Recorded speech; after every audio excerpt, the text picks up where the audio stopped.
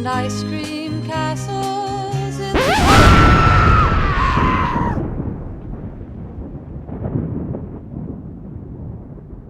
Well, I've known Scott for a while. I first met him in college, so I've known him for about 15 or 16 years.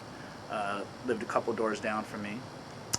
And, you know, the first time I met him, seemed like a nice enough guy, but I don't know, to be perfectly honest, he kind of gave me the creeps a little bit. Eventually, I got over my initial heebie-jeebies, but I never really, even to this day, have felt totally comfortable around him. I was attracted to him from the minute I saw him, honestly. He's a good-looking guy. And he has, like, these kind of delicate features. Sort of feminine, like, in a good way, in a male model kind of way. He just kind of has a very soft demeanor about him.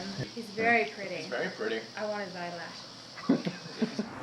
Started beefing up a little bit, started working out a couple of years after I met him. A little tanning, yeah. Waxes his chest, yeah. Well, there was the Scott we knew, and then there was the secret Scott. And the secret Scott had a lot of secrets. Yeah, the first time I met Scott was back in like 1987. I went up to see my friend Brandon in Santa Barbara, and introduces me to his friend Scott, and the first thing I think to myself is, whoa, Brandon's got a gay friend.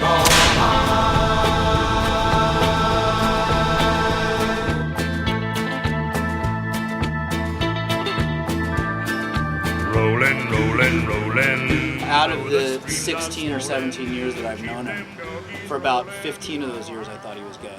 I knew it was a possibility way, way, way back. Way, way, way back. Kind of became clear when he would come to visit in Europe that he kept taking his trips up to Berlin to see like this Louis guy.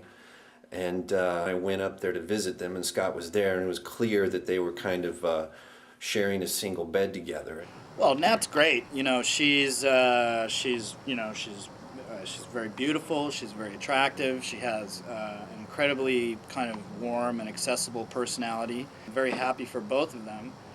The one thing that keeps me from being totally ecstatic is Scott's sexuality. You know, I've known him for so long, and I can't look you in the eye and say he's a heterosexual. I think Scott needs to get himself protected from the government and go into some kind of witness protection.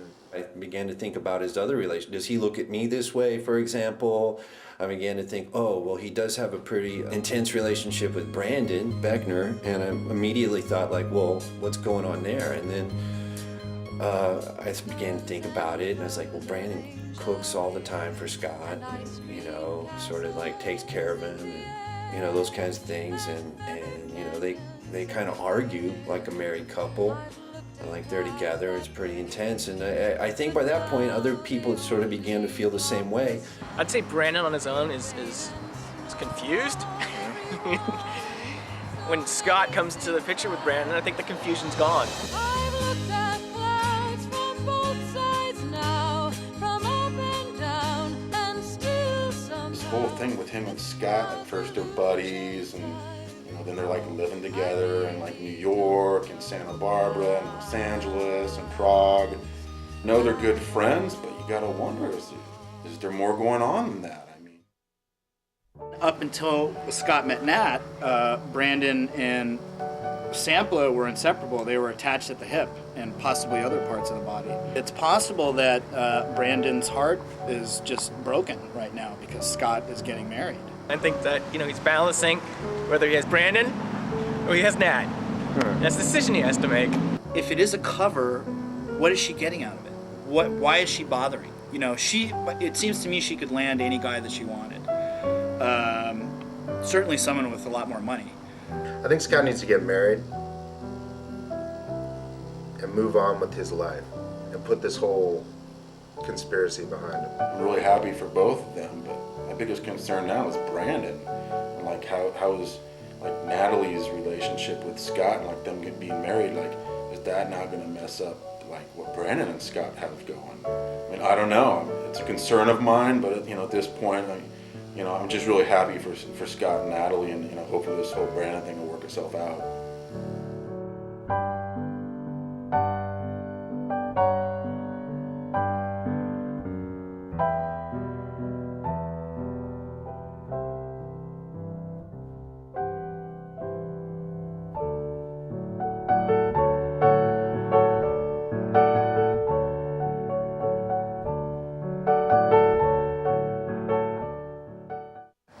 think Scott's gay? See.